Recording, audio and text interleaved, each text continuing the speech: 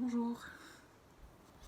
Je voulais lire un chapitre de la mystique de la Terre que je continue à lire. Et au chapitre 9 que je lisais hier soir, ça m'a frappé le cœur et je voulais en partager la lecture. Ça semble un peu cucu parce que ça parle d'amour, de Dieu et de Sainte Thérèse de Lisieux. Mais ça touche à quelque chose de, de profond comme une pépite. Donc le chapitre s'appelle « Dans le cœur de ce monde, je serai amour, je serai l'amour ». Par un caprice du Minitel, nous recevons régulièrement à titre gracieux, depuis plusieurs années, à la porte dorée, un bulletin intitulé « L'étoile d'or de Sainte Thérèse de Lisieux ».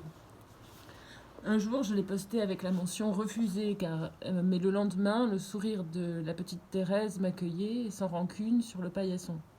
La poste n'avait pas voulu ratifier mon geste. Je me suis dit qu'il devait en être ainsi, et j'ai accepté de recevoir chaque mois un lot de pieuses pensées et de récits d'actes charitables. Donc c'est Étienne Perrault qui parle. La semaine dernière, la couverture du numéro s'ornait, comme d'ordinaire, d'une image de la jeune carmélite, portant cette fois en légende une confidence faite à sa sœur, selon la chaire et supérieure en religion, la mère Agnès de Jésus. Entre guillemets, dans le cœur de ce monde, ma mère, je serai l'amour. Le futur employé indique que cette parole fait partie des ultima verba de la religieuse mourante, décrivant ce que serait son existence céleste, et qu'elle est arrangée auprès de la pluie de roses que Thérèse promettait de faire tomber sur la terre. La signification alchimique de cette réflexion m'a paru propre à nourrir notre méditation. Il suffit en effet pour la faire pleinement nôtre de changer le temps du verbe. Nous dirons hardiment, entre guillemets, dans le cœur de ce monde, je serai l'amour, fermez les guillemets. La parole de la sainte canonisée est donnée en exemple, devint ainsi le lot de tous ceux qui suivent le chemin intérieur. Je ne doute pas que le premier instant d'étonnement passé, les amis de La Fontaine, donc c'est son groupe d'alchimistes, ne m'approuvent et ne fassent le même constat. Nous leur avons déjà fourni plus d'un élément pour les y aider, comme par exemple la méditation poétique que Étienne Perrault a écrite, qui s'appelle « Corps mystique ».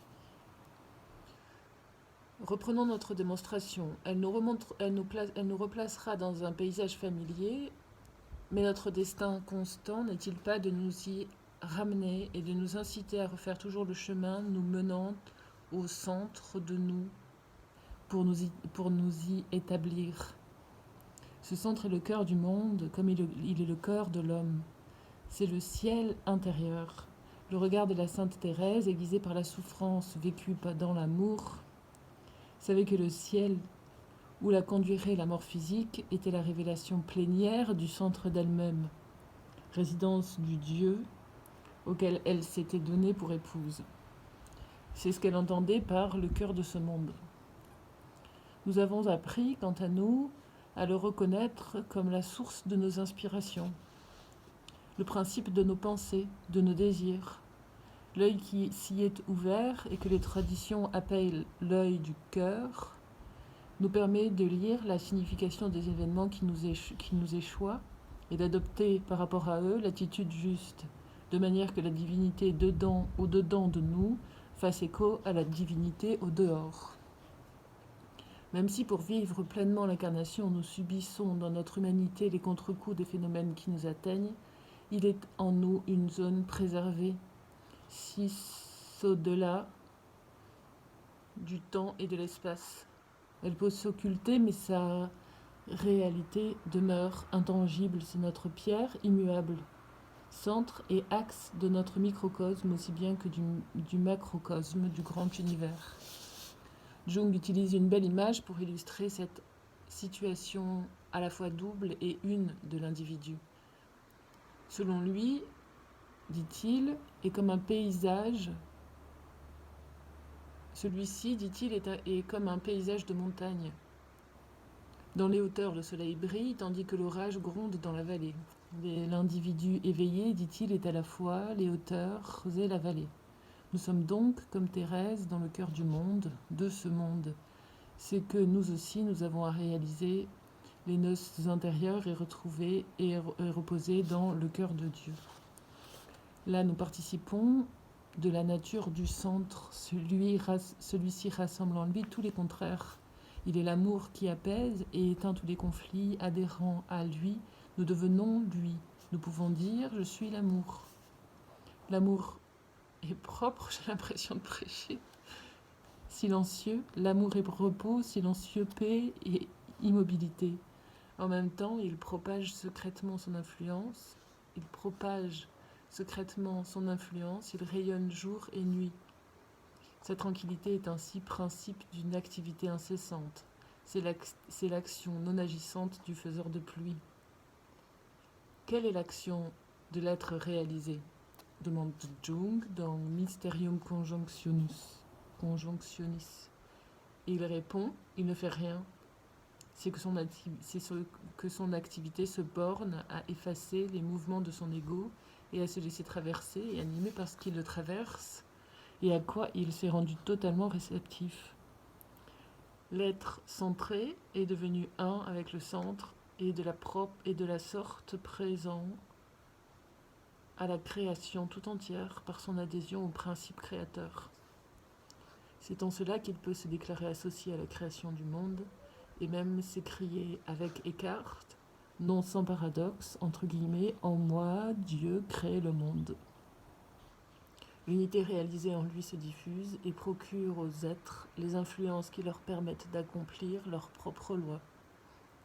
Devenir amour, il répand l'amour.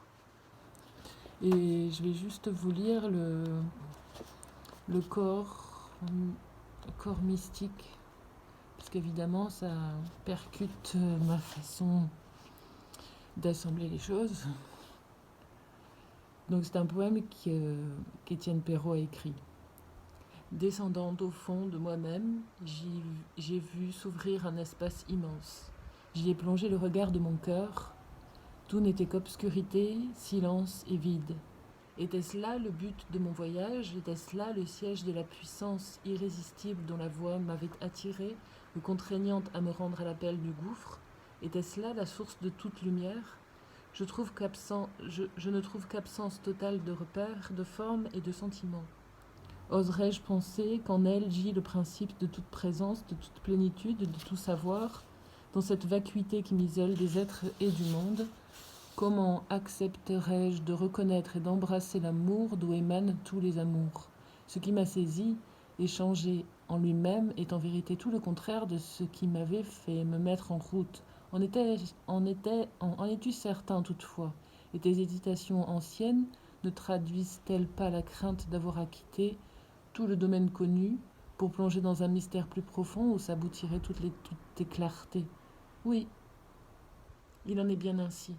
Dans la perte complète que tu subis, tu te sens pénétré et rempli d'une présence au goût indéfinissable.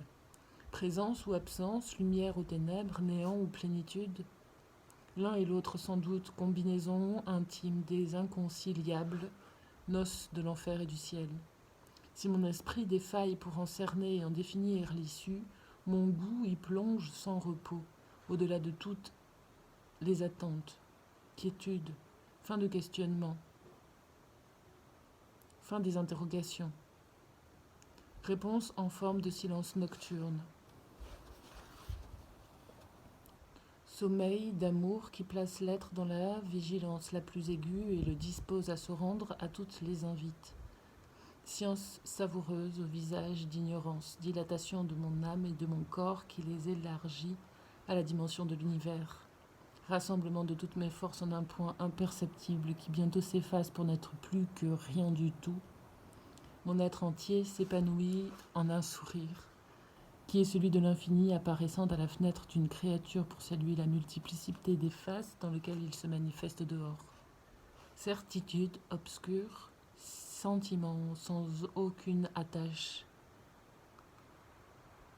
assurance pure et sereine enrobée de fragilité. Joie née de la souffrance embrassée, paix au sein de laquelle, sans qu'elle en soit troublée, je puis sentir gronder tous les tumultes. C'est l'œil de Dieu et le cœur de Dieu, contemplant avec amour l'univers sorti de la source ineffable et réglant le jeu de la vie et de la mort, du chaos et de l'harmonie. Il y a...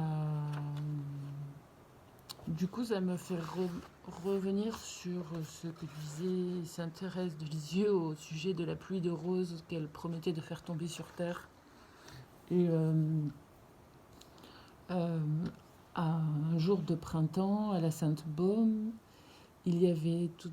je ne sais pas si ce sont des aubépines ou des petites roses blanches comme des buissons, qui étaient presque cachées dans la végétation, mais qui donnaient des taches blanches en avançant sur le chemin. Et en repartant en voiture, il y avait un paysage incroyable à la vitesse à laquelle on avançait, qui faisait ressortir toutes ces petites taches blanches éparpillées. Et ça me fait penser à ce corps mystique, comme si l'intérieur se révélait à l'extérieur et réveillait ce qui était à l'intérieur. Toutes ces petites taches lumineuses, ça fait un effet de fou. Si vous avez l'occasion d'aller à la Sainte-Baume au printemps, au moment où éclosent les roses, c'est un truc fabuleux. Bon, eh bien, j'espère que ce partage fera résonner autant de choses dans votre cœur que ça le fait dans le mien. À bientôt.